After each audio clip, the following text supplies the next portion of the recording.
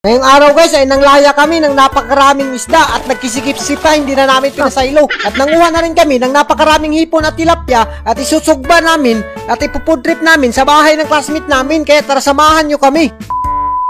What's up sa inyo guys? For today's video ay inimbita kami ng aming classmate na pumunta sa pispan nila at mga harvest ng napakaraming hipon at tilapia. At hindi na kami nagpaduha-duha, tumiritso na nga kami.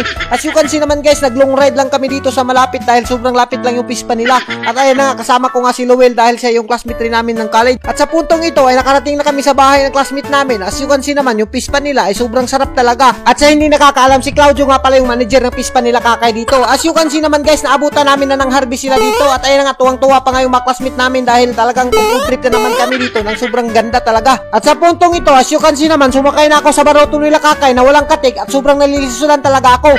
At as you can see naman, inandam na nga yung laya na gagamitin natin manghuli ng isda dahil sobrang dami talagang isda kapag hinagis yan. As you can see naman yung isda, sobrang dami talaga at nagkisi-kisi pa. Hindi na namin pinasaylo at sobrang dami talaga ng bangos na nakuha at mga hipon. Kung nakikita nyo naman, isang angat lang, talagang tumutoy lahat sila. Ayan na nga, kung nakikita nyo, nag-ambak-ambak lang yung mga bangos sa baroto at sobrang dami ng hipon na nakuha niyan at ang lalaki pa ng masugpo na yan. At sa puntong ito, dahil na-curious ako kung paano to gamitin, ay tinistingan ko at nagpatudlo muna ako kung talagang marunong ba ako dito. Alam nyo ba guys, hindi pala biro to gamitin. Akala mo tingnan madali lang pero sobrang lisod pala talaga. At as you can see naman, tinistingan ko na pag-itsa, sobrang nahihirapan talaga ako. At sa puntong ito, nagpangalawang second try na nga ako at na-perfect ko na nga yung pag-itsa, kaya hindi na kami nagdugay-dugay at nagduha-duha, dumiretso na kami sa sobrang dami ng isda. At ayan na nga si Lowell, tinistingan niya na nga at hindi nga pala marunong si Lowell, kaya pinalitan ko na lang. At tuwang-tuwa pa nga kami dito dahil sobrang bibo talaga namin at baka mapasmo kami dito pag wala kaming nakuha. As you can see naman guys, tinabangan ako ni Lowell dahil hindi ako marunong magsangat ng laya at pag-itsa ko ay sobrang doon lang pala ng initsahan ko, wala palang isda doon. At ayan na nga, kung nakikita nyo, siya yung may-ari, si Kakay, na talagang sobrang bait at sobrang classmate talaga kami nung college pa. At ayan na nga si Lowell, medyo initsa na nga at talagang mapapasmo siguro kami dito sa kakaitsa. Ilang beses na namin initsa pero wala talagang nakukuha. At hindi na kami nagduha-duha, naisipan na namin na magpatulong kay Kuya.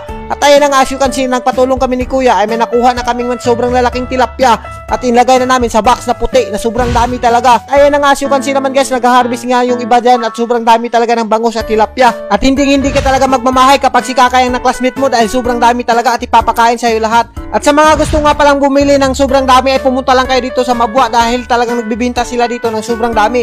At sa puntong ito ay sobrang tuwang-tuwa kami dahil sobrang dami ng kuha namin at hindi na kami nagdugay-dugay at dumiretso na kami. At umabot na nga rin yung classmate namin, si Pare Renato at yung mga anak niya dahil magpuputrip din sila. As you can see naman, sobrang dami talaga ng kuha namin at hihinluan namin yan at isusugba namin at tutuwahin namin yan. At sa puntong ito ay nagsima-sima na nga muna kami ni Ivy ng butong dahil nagugusla at nagugutom na kami. At kahit saan ka talaga magpunta ay sobrang sarap talaga ng butong. At ayan na nga, as you can see, naghaling na nga sila dahil talagang isusugba namin at sobrang laki pa nga ng sugbahan namin. At as you can see naman guys, yung mga classmate ko at si Pare Renato, pinatabang na namin sila paghinlo para mapuslan din sila. Hindi puro patisyo nila yung alam nila. At ayan na nga, sa puntong ito ay sobrang dami talaga ng kuha namin at yung iba kikilawin namin at initsa-itsa pa nga ni Pare Renato dahil natatagawan daw siya ng isda.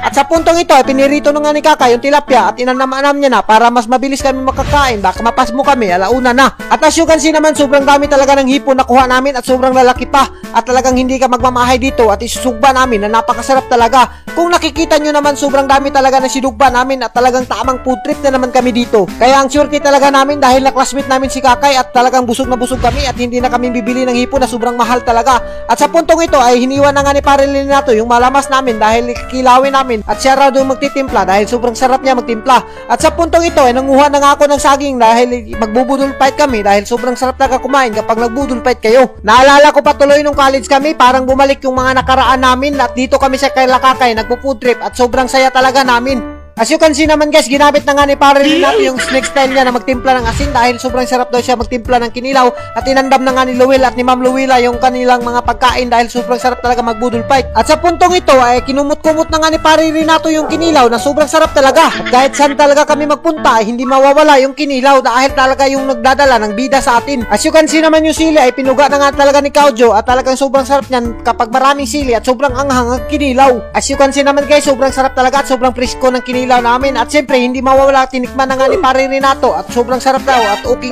na daw.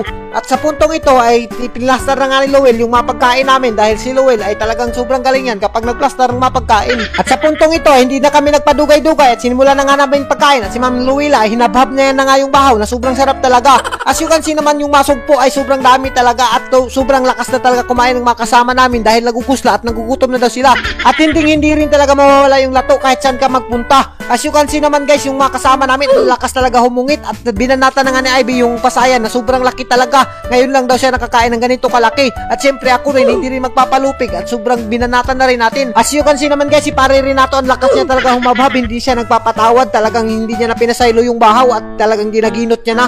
At sa puntong ito ay sobrang ganda nga pala ng pagkain namin dahil red rice yung pagkain namin.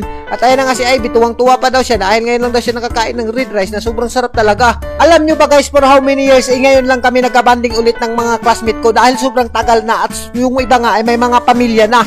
Kaya bihira na lang talaga kami maghimamat dito. At parang kailan lang talaga yung iba, yung mga classmate ko ay mga snatcher na at yung iba naman ay mga hold-upper. Pero talagang sobrang saya namin. Pero hindi talaga matatawaran yung saya namin kapag nagkatibo-tibo kami dito at sobrang hindi kami magpo-problema ng pera dahil yung mga iba talaga ay talagang sobrang kwartahan.